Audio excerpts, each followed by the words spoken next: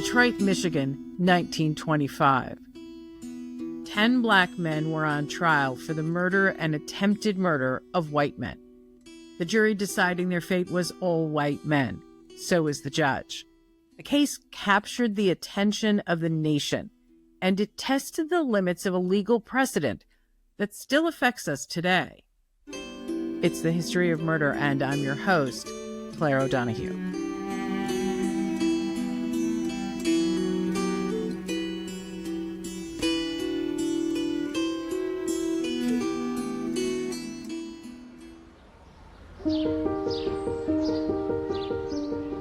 Dr. Ossian Sweet and his wife Gladys moved into a 2-story brick house at 2905 Garland Street in Detroit, Michigan on September 8, 1925. The Sweets had bought the house at above market rates.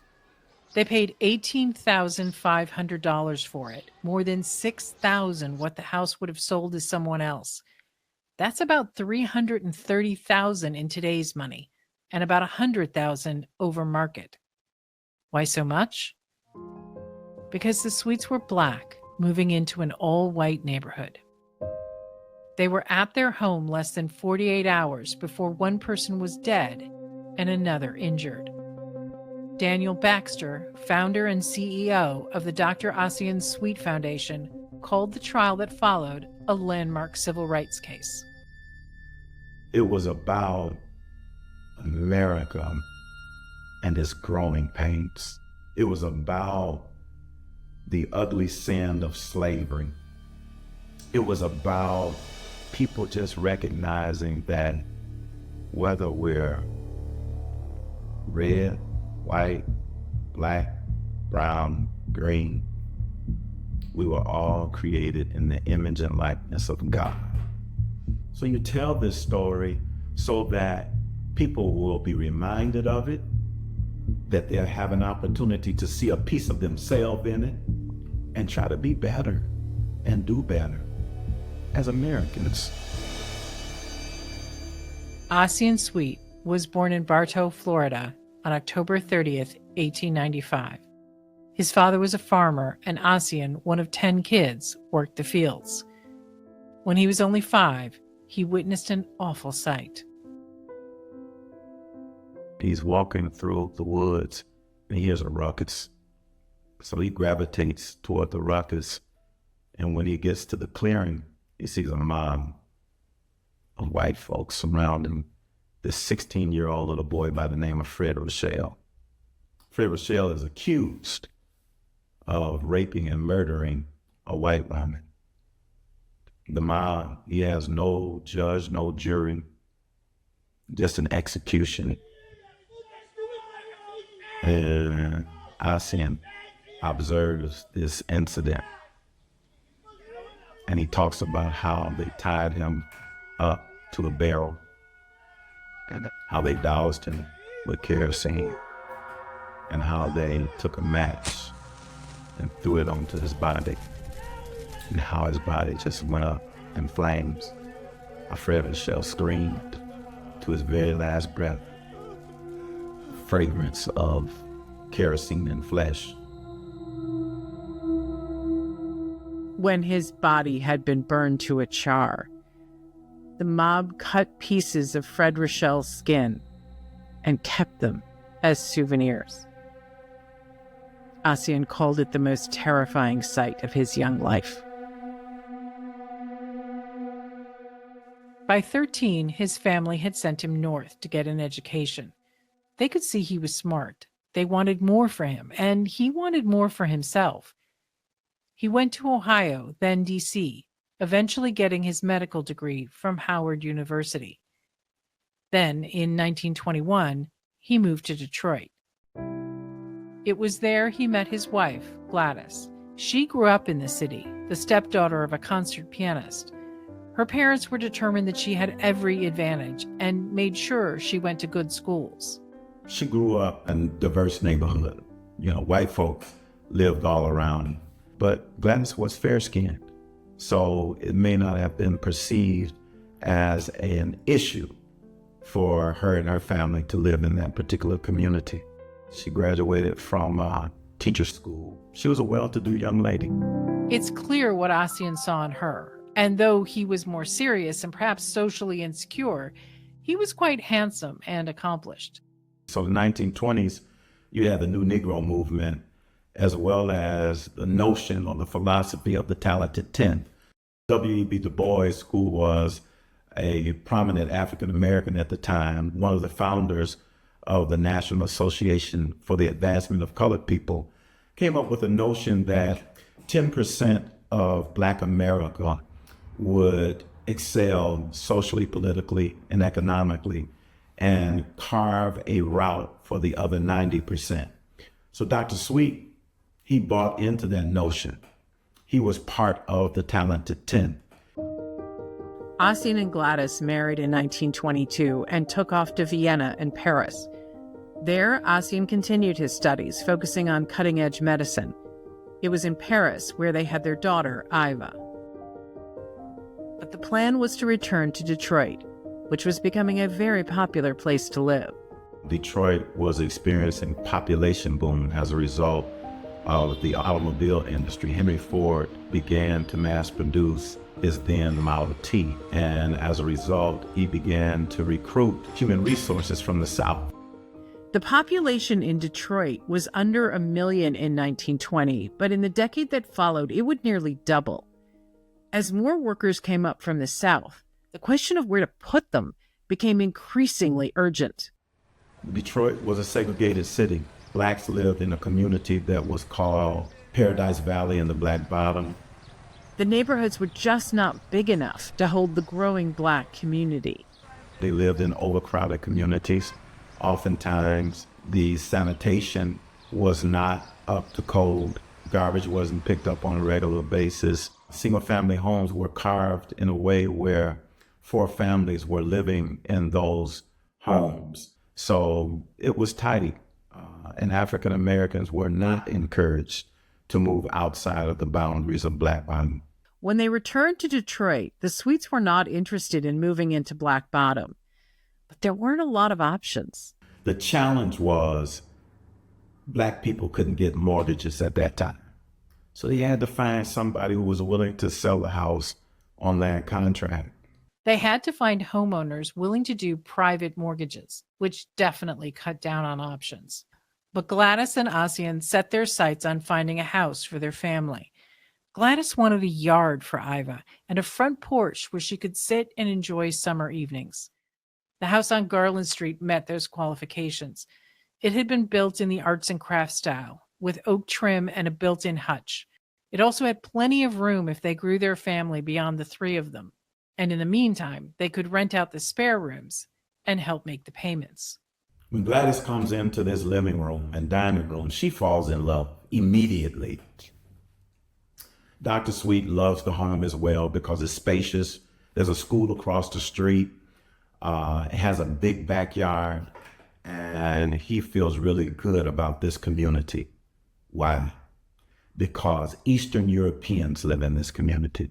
They're from Yugoslavia and Poland. They are folk who have left tyrannical governments seeking life, liberty, and happiness. Dr. Sweet believes that these people understand the plight of Black people and will be more sympathetic toward them. The current owners of the house were interracial, though he was very light-skinned, and swore they'd encountered no issues. Still, the Sweets were cautious. Before they purchase it, they sit on the front porch, they walk through the neighborhood so that the neighbors will recognize the fact that there are some serious Black folk who are interested in purchasing the house on the corner. There were no objections. No objections. Nobody even seemed to care. They put a down payment of $3,500 on the house. It was all of their savings. Less than 3 weeks later, a colleague of Ossian, Dr. Alexander Turner, bought a house in a white neighborhood on Detroit's west side. A mob of 800 white folks surround his house.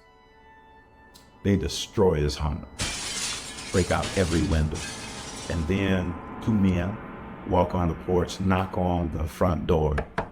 and they announced themselves as representatives of the mayor. Dr. Turner opens the door, and the mob rushes into his home and destroys the inside of the house, drags him out, places him on his knees, puts a gun to his head, and makes him sign over the deed to the house to the Retirement Improvement Association. Once he signs the deed, they pack his truck up with all of his furniture and send them out of their community. A couple of weeks later, a waiter by the name of John Fletcher purchases a home on Stopel Street. Same thing happens, the mob comes. And then a couple of weeks after that, one of Dr. Sweet's friends, funeral home director, Bollington Bristol, faces a mob on American Street. So now there's a concern. Despite no issues in their new neighborhood, Ossian and Gladys made a plan. They would wait out the summer and move after Labor Day, when the kids were back at school and the neighborhood was quieter during the day.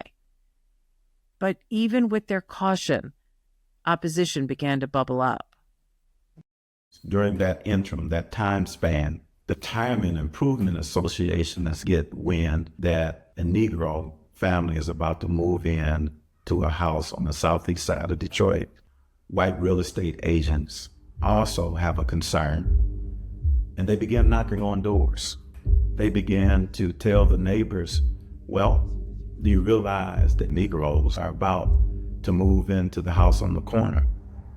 These people, they don't know anything about that. They don't know about the racial tension in America. So they say, well, do you have daughters? They say, yes, we have daughters. He said, well, you have to watch out for them, be very protective of your children, particularly your daughters. Do you like your house? Do you like your neighborhood? Said, yes, we love our neighborhood. Well, you know, when Negroes move into your neighborhood, your property value will plummet. Many of the members of improvement associations that were visiting the neighborhood were Klan members, and they suggested that the families on Garland Street form their own improvement group. And they do it. They form the Waterworks Improvement Association, and the main goal is to maintain the purity of their neighborhoods. The Sweets got wind of the growing opposition to their move, pushed by people who didn't even live in the neighborhood. But Ossian, who had put his life savings into the house, intended to go forward. We've decided we're not going to run. We're not going to look for any trouble, but we're going to be prepared to protect ourselves if trouble arises. Ossian knew he was making a potentially dangerous decision, but he was also aware of what happened to his colleague, Alexander Turner, after the mob forced him out of his house. Poor old Dr. A.L. Turner.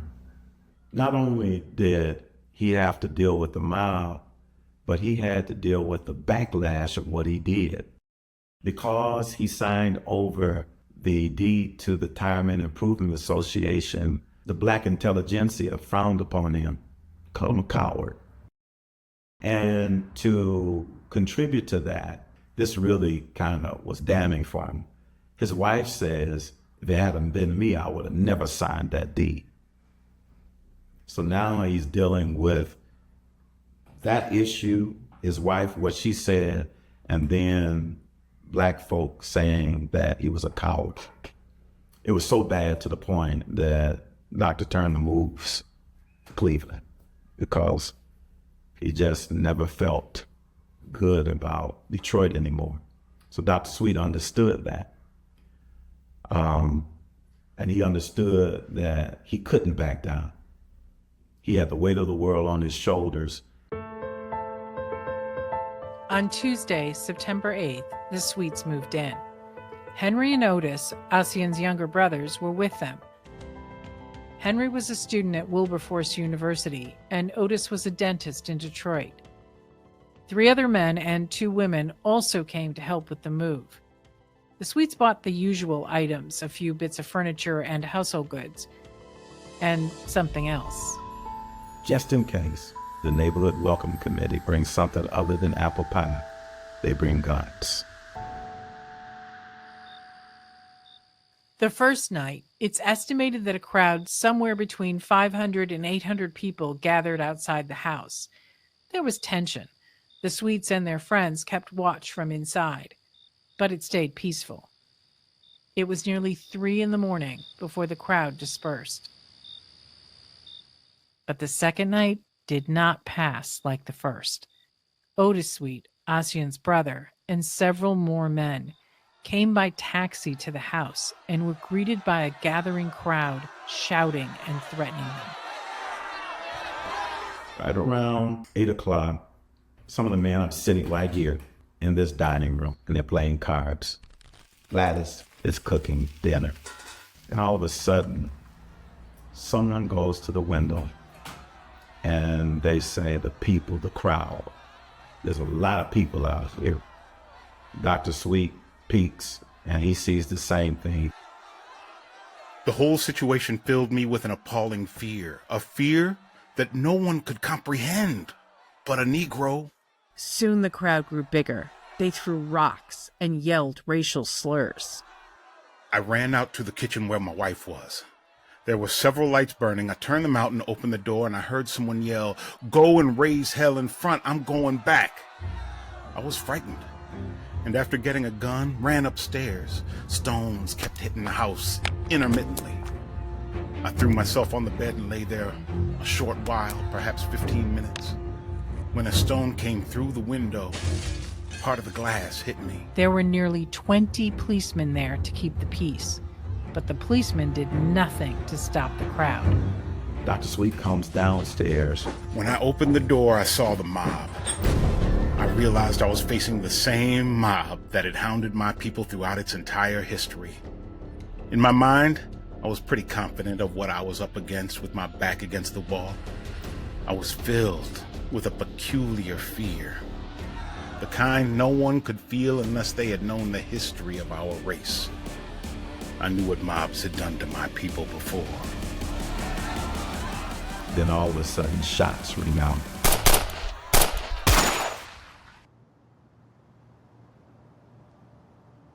As the house came under attack, someone had fired his weapon out the window.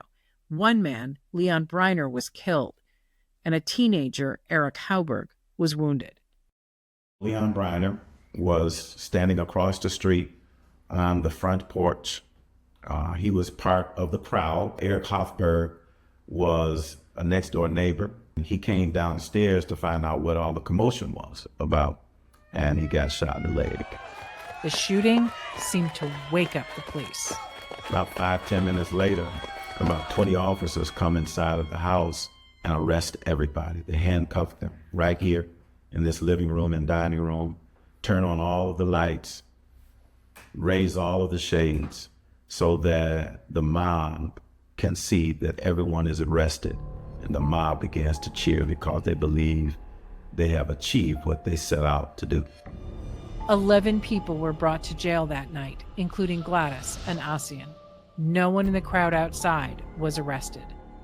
The Sweets and their friends, on the other hand, were facing serious charges.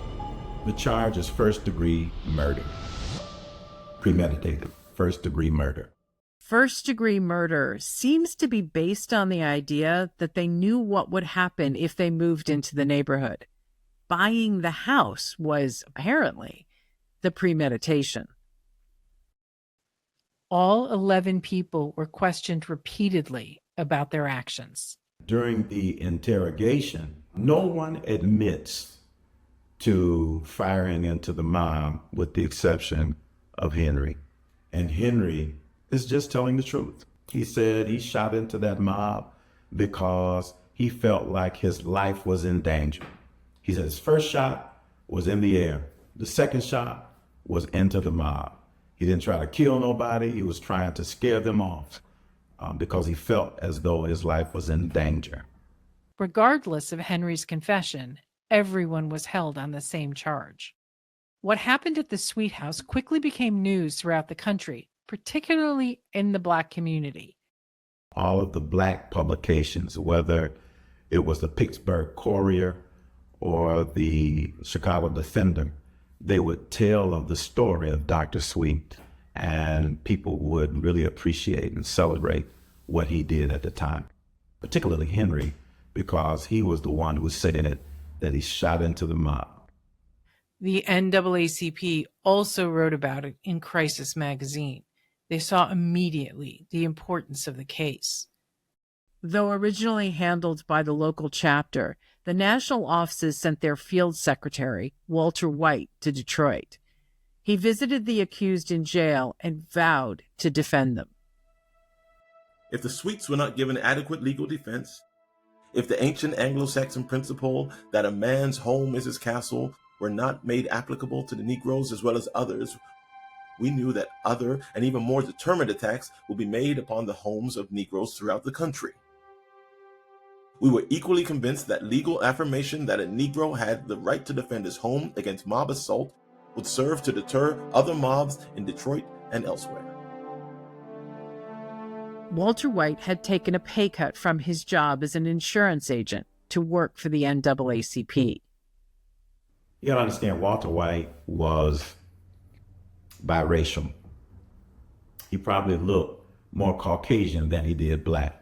The family history was that his great-grandfather was William Henry Harrison, the 9th president of the United States. White's grandmother was an enslaved woman owned by Harrison. White grew up as black. He identified as black. But he understood that that's not how many in society saw him. I'm a Negro. My skin is white. My eyes are blue. My hair is blonde. The traits of my race are nowhere visible upon me. He would infiltrate the Ku Klux Klan and report on the various issues concerning lynchings and all of the horrors that African Americans experienced at the hands of the Klan. So Walter White was a tremendous asset. When he came to the NAACP, White was involved in many civil rights cases and championed anti-lynching legislation. He would later lead the organization for more than 25 years. He saw the shooting at the Sweet House to be an important push forward in civil rights, but he knew it wouldn't be easy. No white judge wanted to deal with this case. It was political dynamite, and no one wanted to lose their judgeship as a result of this case. No one but a young, aspiring Irish judge by the name of Frank Murphy. On September 16th, bail was denied for all the defendants. Judge Frank Murphy, the presiding judge of the Recorder's Court, assigned himself the case, saying that, quote, every judge on this bench is afraid. They don't realize this is the opportunity of a lifetime to demonstrate sincere liberalism and judicial integrity at a time when liberalism is coming into its own, unquote. Despite the judge's assurances of integrity, White was certain it was an uphill battle to prove Ossian Sweet and his friends and family had been within their rights to shoot. Walter White is the brains of the legal defense. He's the one who puts together this whole band of attorneys. He's the one who monitors it. He puts his heart into it. It soon became apparent that the task would be terribly difficult. We sought to employ the ablest lawyers in Detroit for defense.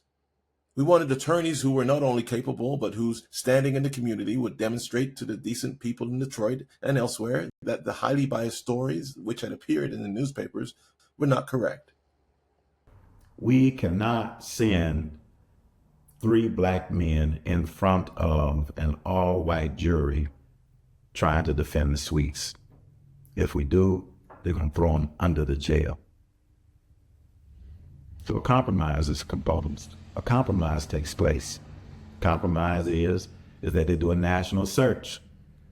There were 3 well-known black Detroit attorneys representing Ossian and the others, Julian Perry, Cecil Rowlett, and Charles Mahoney.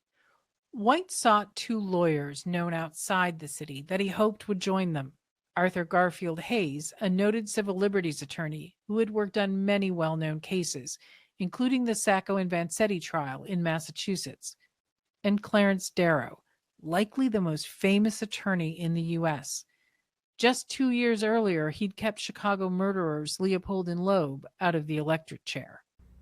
So they have these battery of attorneys, and the fee is somewhere between $12,000 and $15,000, which is a small fortune. However, Clarence Darrow takes a lesser fee than he would typically take because of his sympathetic thoughts about African Americans, and he knew they just didn't have the money. So even though it wasn't the maximum amount that Darrow and Arthur Garfield Hayes would charge, it was still a lot of money that the NAACP didn't have. So they had to create the Legal Defense Fund. And boy, did money start coming in. Money started coming in from churches all over America, black churches, checks for $1, 50 cents, $2, $5. W.E.B. DuBois saw the donations as a turning point in black justice. The American Negro went down in his pocket and, for the first time in his history, put into the treasury of the NAACP an amount of money that meant that these defendants would have a chance for a fair trial. Justice in the United States costs money. No pauper need apply at the barred gates of our criminal courts. As money was raised and public support for the Sweets began to grow, there was hope. But there was also reality. And Clarence Darrow knew that it was hundreds of years of reality that they would face in the courtroom. I know that if these defendants had been a white group defending themselves from a colored mob, they never would have been arrested or tried. My clients are charged with murder, but they are really charged with being black. No one doubted the skills of Hayes or Darrow, but it was still a controversial decision by the NAACP. White had felt that the two lawyers, both white men, would be more relatable to an all-white jury than the three black lawyers already on the case. In the black community, the choice of white lawyers over black was particularly offensive in this case.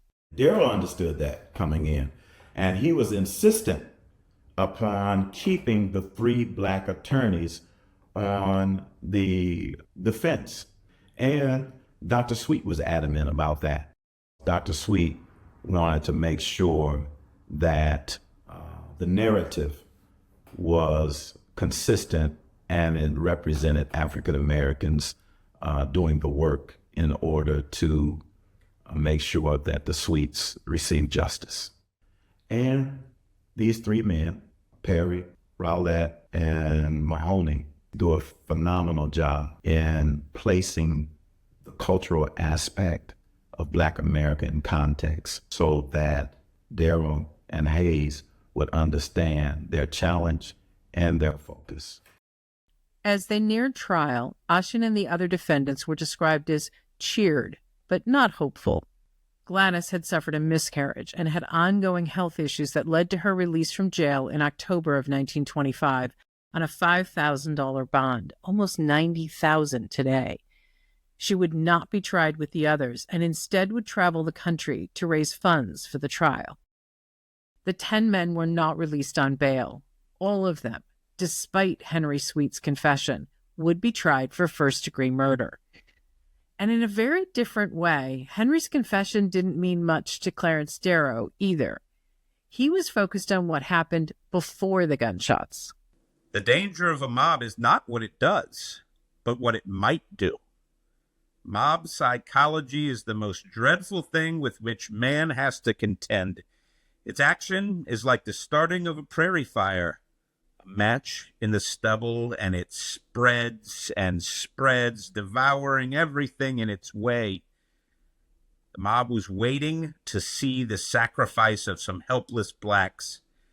They came with malice in their hearts.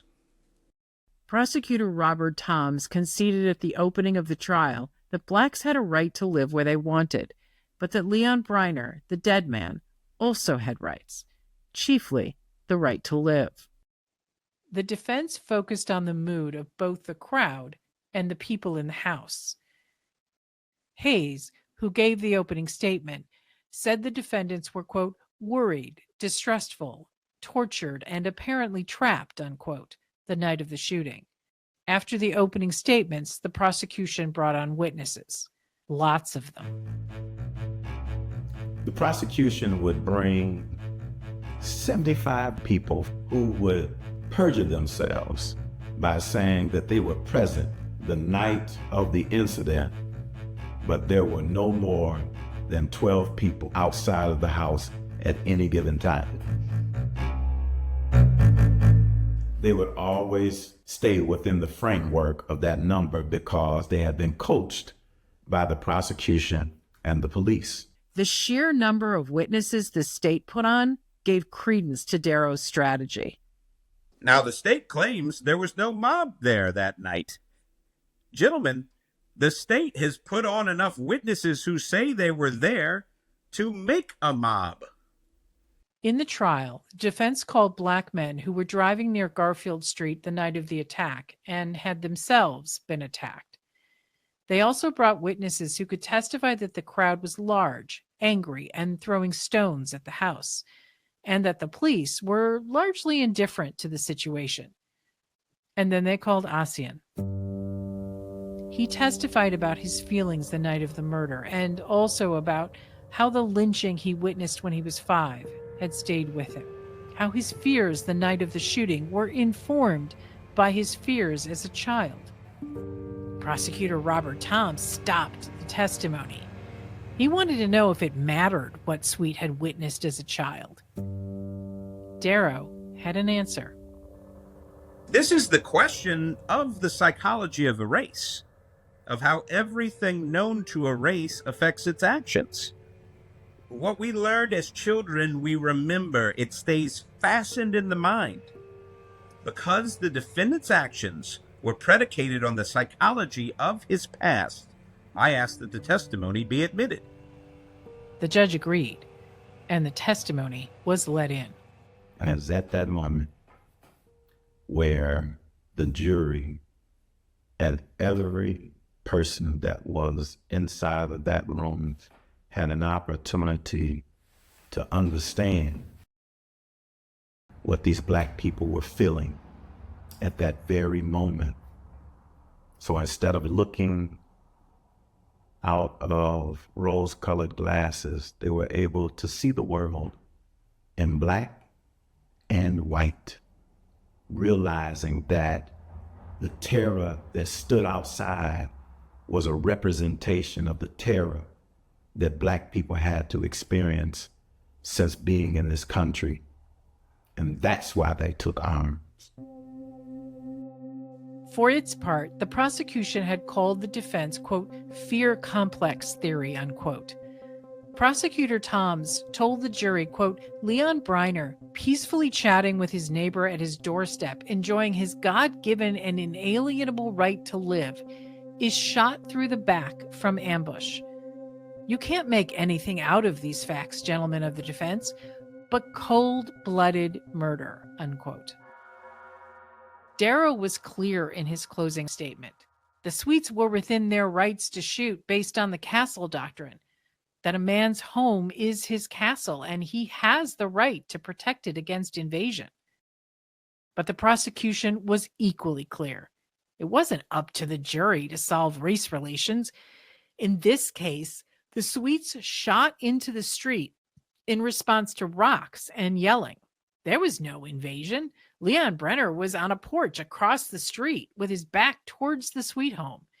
It wasn't a threat, Prosecutor Toms told the jury. Both men pointed to an 1860 Michigan law, the People versus Augustus Pond, in which the state Supreme Court said that, quote, a man assaulted in his home is not required to retreat, but can take such means as are absolutely necessary to repel the assailant from his home or prevent his forcible entry, even to the taking of his life, unquote. The prosecution focused on whether it was a reasonable belief that the defendants were in danger. The defense asked a different question. Did the castle doctrine, the law in Michigan for more than 60 years, apply equally to blacks as it did to whites? The judge made clear how he saw the issue. One of the things that Frank Murphy says to the jury is, Dr. Sweet has the right under the law to purchase and occupy the dwelling house on Garland Avenue as any man. Under the law, a man's home is his castle. It is his castle, and no man has the right to assail or invade it. The Negro is now by the Constitution of the United States given full equality with the white man, and all rights and privileges attend him wherever he goes. So he invokes the 14th Amendment of the Constitution to the jury before we go in to deliberate. The case went to the jury the day before Thanksgiving. The jury kept going that day and the next. They were sent turkey and all the fixings as their only connection to the holiday that was happening outside the jury room. It didn't seem to fill them with a sense of gratitude. They could be heard shouting. There was nothing anyone outside the courtroom could do but wait. For Ossian, what had begun with such hope, a new home, a new chapter in his and Gladys's life, could end in a prison cell. And not just for him, but for his two brothers and for the friends who had spent the night at their home to offer support. For everyone, the wait was excruciating, including Clarence Darrow, who had waited for many juries to return. Hope is the salvation of the world, inasmuch as it has any salvation. The jury deliberated for 46 hours and then came back to the judge and said it was impossible for them to reach a verdict. In the case against Ossian and Henry, 7 of the jurors would have voted for manslaughter, 5 for acquittal. But they also split on the other defendants, 10 for acquittal, 2 for manslaughter. Judge Murphy declared a mistrial. But then the prosecution was hungry for a conviction. Robert Towns was an interesting fellow. He had the weight of the world on his shoulder. And we will later find out that he was a member of the NAACP in his later career. Yeah, he supported the NAACP. But nonetheless, he had the pressure of white Detroit on his shoulders. Henry Sweet, Ossian's brother, would go first. His trial started April 19th, 1926. Henry, why? Because he was the one who said that he shot into the mob. He was the easy one, the low-hanging fruit. The evidence was much the same. The witnesses said the same things. Then it was time for the closing arguments. And boy, did Clarence Darrow close.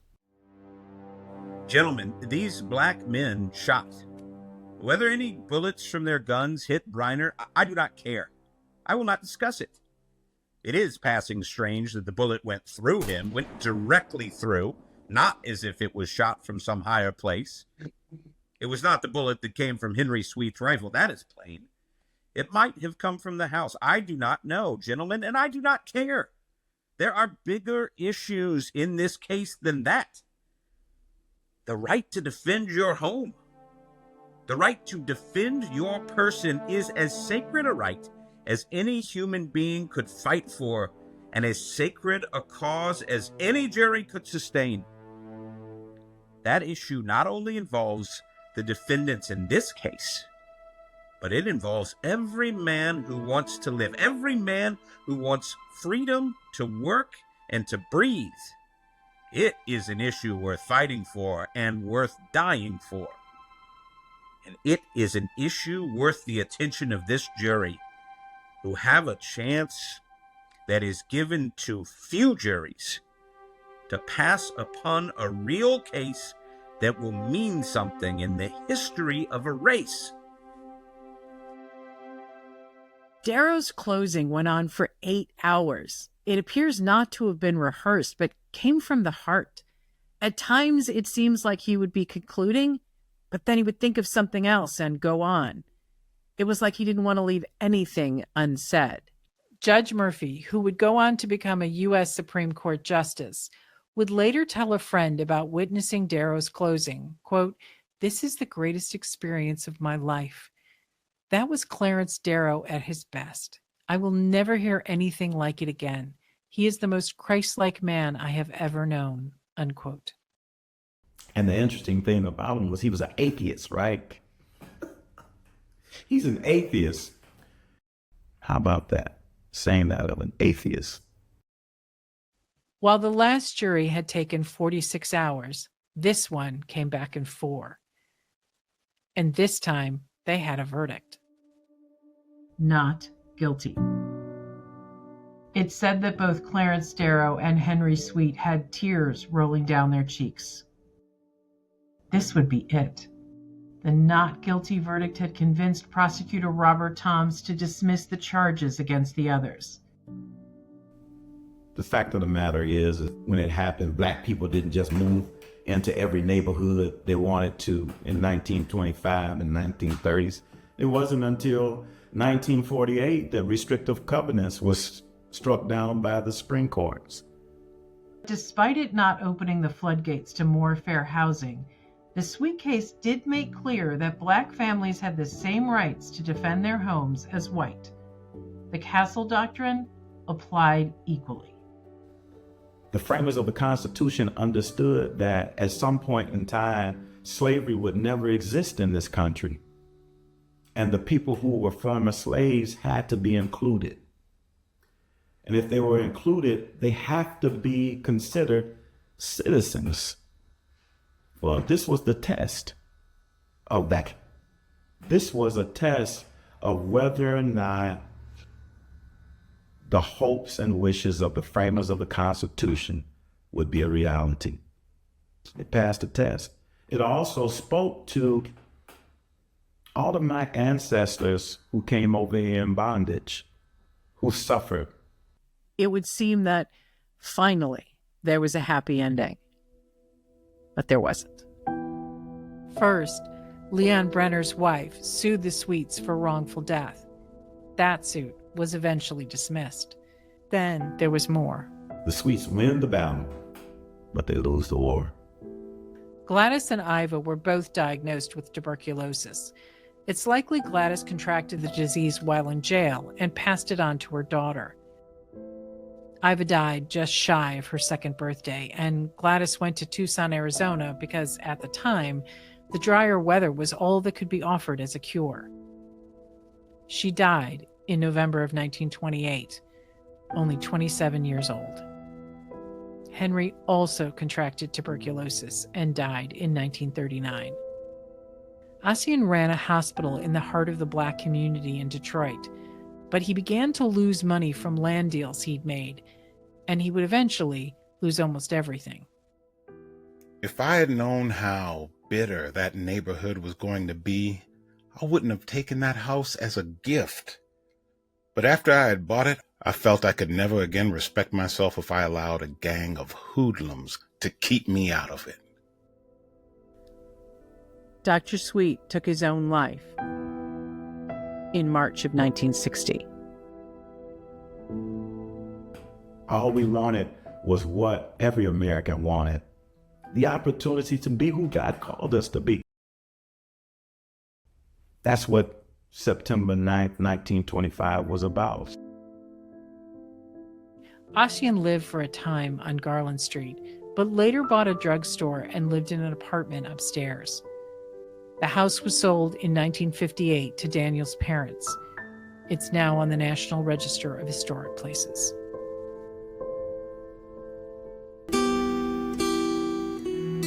What do you think about this case? Please comment below. And if you liked this story, please subscribe to the channel, hit the like and notification buttons, and let us know if there are any cases you'd like us to cover.